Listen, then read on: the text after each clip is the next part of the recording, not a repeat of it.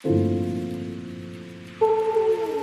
siglo XXI se caracteriza por el avance y expansión de la digitalización y el control de la información a nivel global. También a esta época se le conoce como la era de la información. Además, la era industrial y la era espacial se caracteriza por modelos lineales poco cambiantes. Las llamadas redes sociales reflejan el intercambiante mundo de información, conectividad a bajo costo. Este progreso ya se había iniciado a partir de los años 70 con la tercera revolución industrial. Sin embargo, a comienzos del siglo XXI, la digitalización experimentó un enorme cambio que dio lugar a nuevos dispositivos de almacenamiento de datos y una mayor intensidad en la expansión de la telefonía móvil, iniciada en los años 80 del siglo XX en Europa y Estados Unidos. En el contexto político y económico internacional, el siglo XXI está marcado desde su inicio por los ataques terroristas del 11 de septiembre de 2001 en Estados Unidos, que fue el punto para el inicio de la llamada guerra contra el terrorismo. Esta campaña militar inició la guerra de Afganistán en 2001 y fue la responsable de la invasión y posterior guerra de Irak en 2003. También, este nuevo ciclo marca lo que podría ser una nueva guerra fría entre Rusia y los Estados Unidos, dado que el sistema antimisiles de Estados Unidos, desplegado en Europa Oriental, está provocando un nuevo desarrollo de misiles balísticos de última generación en Rusia como respuesta. El nuevo siglo también está marcado por la crisis económica iniciada en 2008 de alcance global que hoy en día continúa, el ascenso económico de China y la inestabilidad en el mundo árabe llamada Primavera Árabe, una serie de protestas, conflictos e incluso intervenciones militares por el control mundial de los recursos energéticos en los países de Oriente Medio, destacando las guerras de Libia de 2011 y la guerra civil siria. Pero no solo eso, a inicios del 2020, la irrupción de una pandemia de COVID-19 que se propagó por todo el mundo provocó un fuerte impacto socioeconómico. Ahora vamos a definir y analizar en este siglo XXI los fines de la historia ya existentes, a las puertas de la tercera década, sostenidos o impuestos por fuerzas económicas, políticas, sociales o religiosas en ámbitos internacionales, con la ventaja de la inmediatez. El hecho de que se estén dando y lo estemos viviendo, de que no sean por consiguiente simples opciones o proyectos, facilita nuestra perspectiva pasado, presente, futuro. Partimos del siglo XIV del Manifiesto Historiográfico de Historia a Debate, dado a conocer el 11 de septiembre del 2001, donde decíamos que la aceleración histórica en la última década ha reemplazado el debate sobre el fin de la historia por el debate sobre los fines de la historia, asumiendo que la historia no tiene metas preestablecidas y que en el año 1989 dio comienzo a un profundo viraje histórico. El futuro está abierto, concluíamos. La extensión de la democracia y la conclusión de la política de bloques ha impuesto término a los golpes cruentes y las dictaduras declaradas, haciendo posible la llegada al poder paradoja y pacíficamente de la izquierda revolucionaria y socialista en parte de América Latina. La mundialización rampante no afecta solamente al comercio, la industria y las finanzas, también a las comunicaciones, los grandes valores y los movimientos sociales que actúan de contrapunto al poder del dinero global y las multinacionales. El motor de esta transición acelerada al nuevo siglo es una revolución científico-técnica desconocida en la evolución humana, a la vez digital y biológica, que está lejos de haber alcanzado su cúspide y afecta a todos los ámbitos de la vida y de la Tierra. La informática, la automatización y la nanotecnología, el monstruo de Internet, la inteligencia artificial y los espectaculares adelantos de medicina están alargando la esperanza de la vida humana, conocida como un mundo nuevo. Mas los beneficios no son para todos. Hoy por hoy, ni siquiera en las regiones del planeta más favorecidas por la globalización en curso, salvo la sociedad y la política, logran controlar democráticamente el nuevo siglo global y asegurar su sostenibilidad, sorteando la distopía. Partiendo, claro está, de los nuevos sujetos que están surgiendo de la caída de los fines de la historia del siglo XX y la disolución de las dictaduras, los bloques y los imperios. Pasadas 2 décadas del siglo XXI, hallamos sobre el tapete 5 fines relativos a la organización de la sociedad, la política y la economía en este mundo globalizado, con diferentes grados de realización, protagonismo, novedad y amplitud internacional. Según orden de aparición, están el mercado global, el califato islámico, el socialismo del siglo XXI, el autoritarismo de Estado y el gobierno mundial de conformación democrática, el más proyectivo e imperioso desde una idea actualizada de progreso, en nuestra opinión. A diferencia del pasado siglo, los conflictos entre estos fines divergentes de la historia tienen ahora una resolución no violenta, democrática en el sentido más amplio del concepto, a excepción del terrorismo global. El mercado global o la globalidad entendida como un gran mercado es hoy en día lo realmente existente, impuesto por los nuevos sujetos económicos favorecidos por los espectaculares avances tecnológicos y sus aplicaciones globales. La mundialización gira en lo económico alrededor del libre comercio y pretenden que la política, la sociedad y la cultura pivote de la misma forma en torno al laissez-faire. Detrás está un conglomerado transnacional de grandes empresas donde lo decisivo es el mundo de las finanzas, en su dimensión más especulativa y avariciosa, desconectada peligrosamente tanto de la economía real, productiva, como de las necesidades de los derechos humanos y democráticos del común de los mortales. Además, intereses macroeconómicos que no están sujetos, como es sabido, a ningún tipo eficaz de control político y democrático. Más bien, lo contrario, el desgobierno global de la economía es el mayor e inquietante déficit democrático que sufre el mundo en lo que llevamos recorrido del siglo XXI. Esta antinomía entre el poder económico de ámbito internacional y el poder político de ámbito nacional ha dado lugar a la llamada gobernanza internacional interesadamente débil y disgregada, lenta e ineficaz, subyugada por el laissez-faire y tendente por esta razón a la desvalorización del sector público. El resultado es el llamado Nuevo Orden Mundial, criticado justamente como un desorden mundial, al estar troceado en múltiples organizaciones sin una institución superior legitimada democráticamente que oriente y gobierne y coordine. Tipos de organización parches para la gobernanza internacional en el nuevo siglo. La Organización de las Naciones Unidas, el Fondo Monetario Internacional y el Banco Mundial, nacidas después de la Segunda Guerra Mundial y reutilizadas en la era de la globalización para gestionar la nueva economía y la seguridad, así como las posteriores Organización para la Cooperación y el Desarrollo Económico y Organización Mundial del Comercio, los grupos informales de países más desarrollados G7 y el G20, que coordinan decisiones económicas y de otro tipo que afectan al mundo entero. Los foros dirigentes de instituciones internacionales, financieros, empresarios, políticos e intelectuales que buscan influir en el devenir de la globalización, como el privado Foro Económico Mundial que se reúne todos los años en Davos y el Grupo Bilderberg, más exclusivo, menos numeroso y para nada transparente, fundado durante la Guerra Fría a iniciativa de los Estados Unidos. Se siguen reuniendo anualmente para asegurar y mejorar el establishment mundial desde el punto de vista ante todo el conglomerado financiero e industrial que domina la economía global, siempre reacio a un control público de sus intereses y actividades, sin que ello quiera decir que se cuelen opiniones reformistas, sobre todo después del crack del 2008. Este monumental reino de taifas de la gobernanza internacional ni quiere ni puede controlar el devenir de un mundo marcado por las nuevas revoluciones en la ciencia y la comunicación, por un lado, y unos mercados financieros desregulados, en ocasiones enloquecidos, por el otro. Procesos que provocan tantos beneficios como perjuicios que se agravan y agrandan conforme nos adentramos en el siglo. Verbigracia una desigualdad social, económica y geopolítica que se acrecienta. El 75% del Producto Interno Bruto Mundial ahora está en Occidente. China y los BRICS constituyen para algunos un contrapeso esperanzador,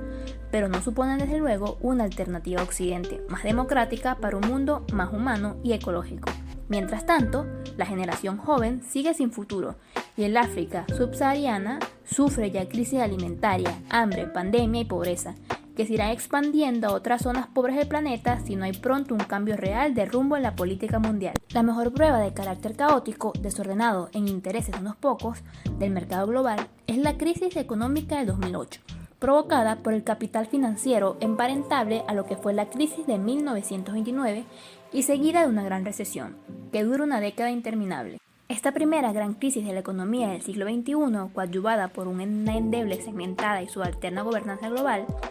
ha generado dos tipos de reacciones que puedan agrandarse en el próximo futuro. Además de la crisis irreversible del neoliberalismo, antaño pensamiento único, junto con su correspondiente sistema de poder interesadamente anárquico. Se ha disparado en primer lugar un movimiento social antiglobalización que tuvo sus comienzos en 1999 y evolucionó en Porto Alegre como movimiento altermundista, con un movimiento indignado venido al mundo en respuesta a la crisis del capitalismo global y sus consecuencias. Es probable que en la próxima década tengamos una tercera ola de indignación protagonizada, como en los dos casos anteriores, por la nueva generación de millennials, nacidos entre 1980 y 2000, coordinados como de costumbre por medio de Internet, jóvenes del segundo milenio, los más formados de la historia, a los que la sociedad global no ofrece perspectivas de futuro y luchan por cambiar la historia. Como hicimos hace 50 años, nuestra generación del 68 en un contexto diferente. Emerge también con gran fuerza otro movimiento antiglobalización de tipo político de tintes reaccionarios, que ha tenido su máxima expresión en el referéndum en favor del Brexit en Gran Bretaña y en la victoria de Trump en Estados Unidos. Se trata de un impetuoso freno institucional a la globalización económica con una amplia base social, en pro del proteccionismo de poderosos, Estado-nación, lo que pone fin de manera abrupta e inesperada a la unanimidad de las élites político-económicas del mundo de hoy, acerca del mercado libre como máximo regulador de las relaciones internacionales, respuesta ultraconservadora que refleja asimismo la pérdida creciente de hegemonía de los Estados Unidos y del mundo anglosajón en la política y en la economía mundiales. La mayor consecuencia política del crack del 2008 ha sido, así y todo, la crisis irreversible de la democracia representativa, que ya venía dando problemas, derivada de la deslegitimación de los poderes establecidos y las políticas de austeridad, cuya implementación mostró que no somos todos iguales ni social, ni geográfica, ni generacionalmente a la hora de afrontar la gran recesión. El informe del propio Banco Mundial de 2017, relativo a la gobernanza, señala el rápido crecimiento desde la caída del muro del número de países que se rigen por constituciones democráticas, al tiempo que, paradójicamente, decrecen tanto la participación electoral como la integridad de las elecciones. De ahí el aumento en todo el mundo del desprestigio de los políticos, al malestar contra los poderes fácticos y el alza del sentimiento de injusticia por los privilegios de las élites. Frente a la decadencia de la democracia representativa, urge una democracia más incluyente y participativa, más social y global, o bien guerra, regímenes de ultraderecha y la continuidad del caos. Lo llaman califato islámico, es decir, la imposición de la ley islámica o sharia, usado en el Corán como institución para gobernar el mundo, Dar al-Islam, tierra del Islam, de manera autocrática, contra la opinión no solo de los infieles, también de la mayoría de la población de los países musulmanes.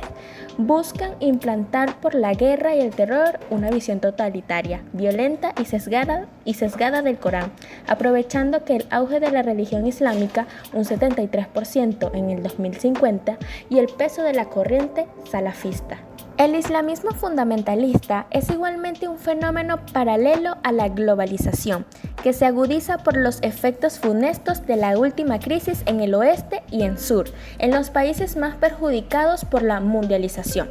El terrorismo islámico se nutre de los jóvenes musulmanes sin futuro y del fracaso de la pacífica prodemocrática primavera árabe, con la excepción de Túnez, donde siguen haciendo grandes manifestaciones en enero de 2018 y muchos jóvenes votan para cambiar las cosas.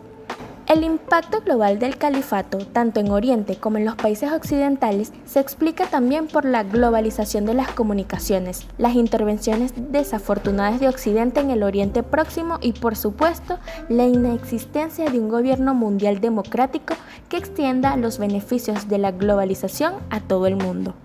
Desde el 2014, el Estado Islámico, ISIS, ha sustituido Al-Qaeda, centrando sus actividades en la guerra para la conquista de territorio en Irak y Siria, donde se instauró el califato islámico en amplias zonas que han ido cayendo frente a los ejércitos de los países afectados con la ayuda de Occidente. Derrota militar que prueba la imposibilidad de estabilizar territorialmente un califato tiránico contra el resto del mundo, islámico y no islámico. Esta integrista de la historia, especialmente represivo para las mujeres, tendrá por el momento continuidad desgraciadamente como terrorismo global contra la población de Occidente y de los países que abrazan la visión histórica y tolerante del Islam. En cualquier caso, solamente una globalización más igualitaria que cambie las condiciones de vida de la juventud y las clases populares en los países afectados podrá resolver definitivamente esta lacra del terrorismo con una base religiosa.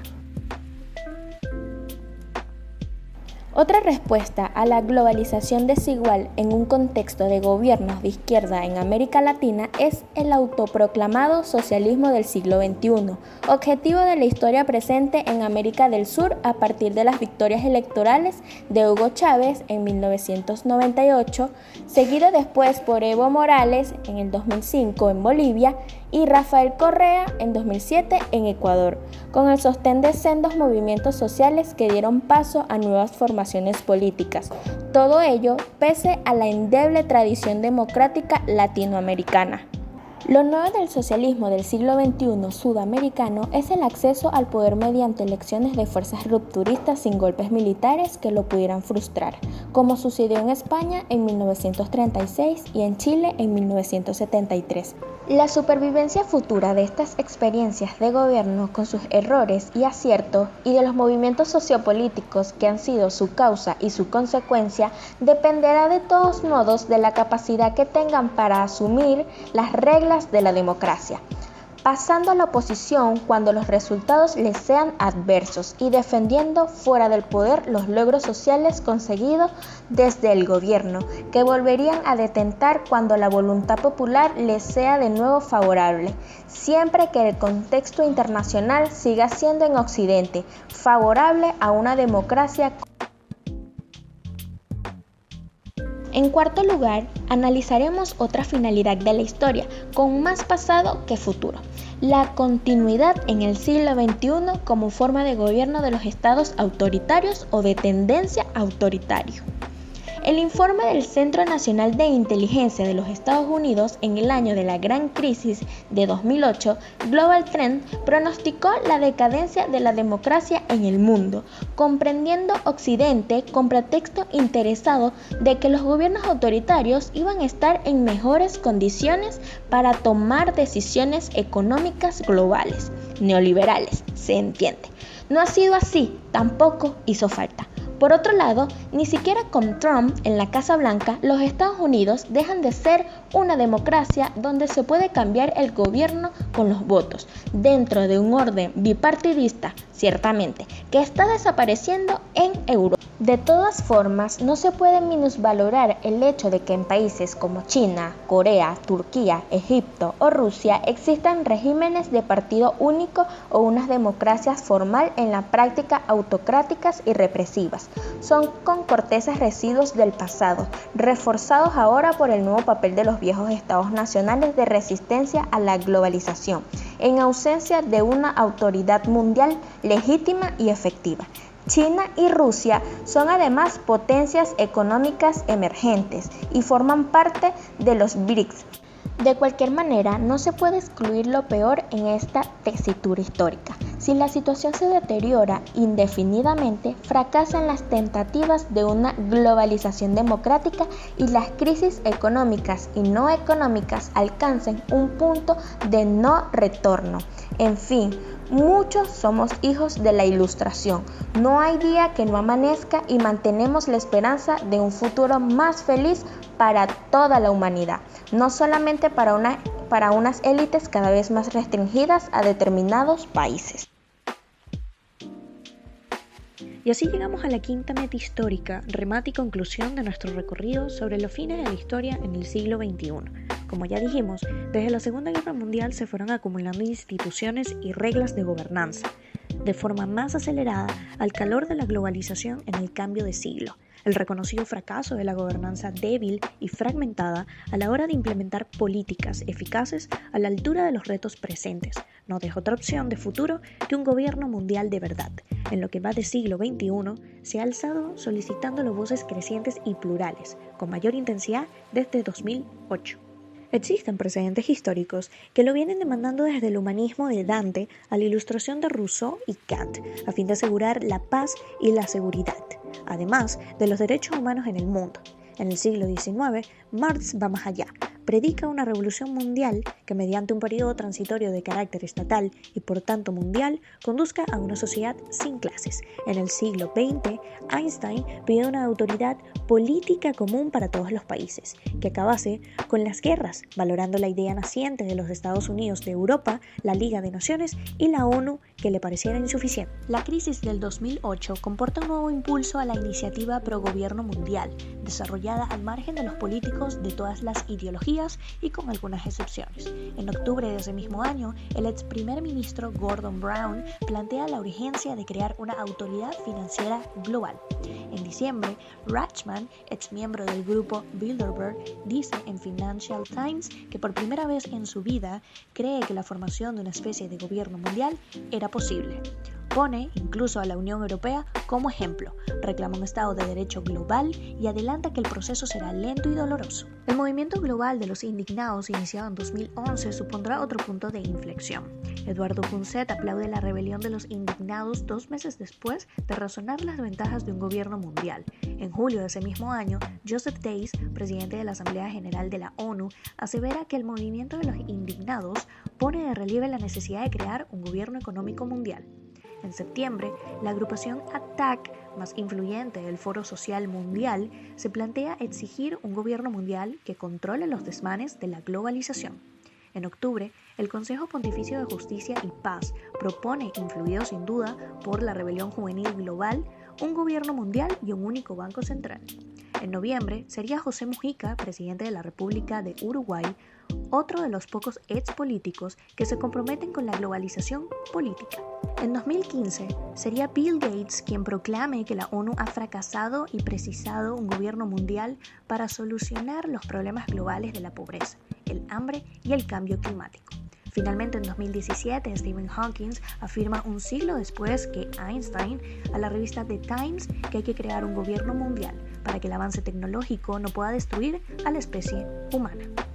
Es habitual referenciar hacia la mitad del siglo, en el año 2050, las proyecciones y prospecciones relativas a los avances y problemas que ponen en peligro el planeta y la propia humanidad. Es difícil de saber, porque los males que nos acechan son palpables, adelantan a mucha velocidad y la vieja gobernanza se hace día a día más insuficiente. Puede ser antes o después, lo que sería una desgracia para millones de personas. Dependerá, y mucho, de cuándo se generen procesos reales y potentes de cambio global de tipo social y político, de manera que los que nos han gobernado hasta ahora en favor de unos pocos, sin que nadie les hubiese votado, no lo puedan seguir haciendo. Hemos tratado de escapar tanto de la escatología como de la utopía y basarnos en los datos de la realidad inmediata, aportando enfoque histórico y nuestra propia interpretación. Pero, ¿cuándo tendremos una autoridad pública mundial elegida por los ciudadanos que neutralice fines indeseables como el caos, el autoritarismo y el terrorismo? Es decir, cuando no quede más remedio, los prejuicios se hagan intolerables y las personas que lo exijan se multipliquen desbordando los estados nacionales, que siguen siendo quienes malamente marcan el paso con permiso de los mercados, como en los siglos XIX y XX.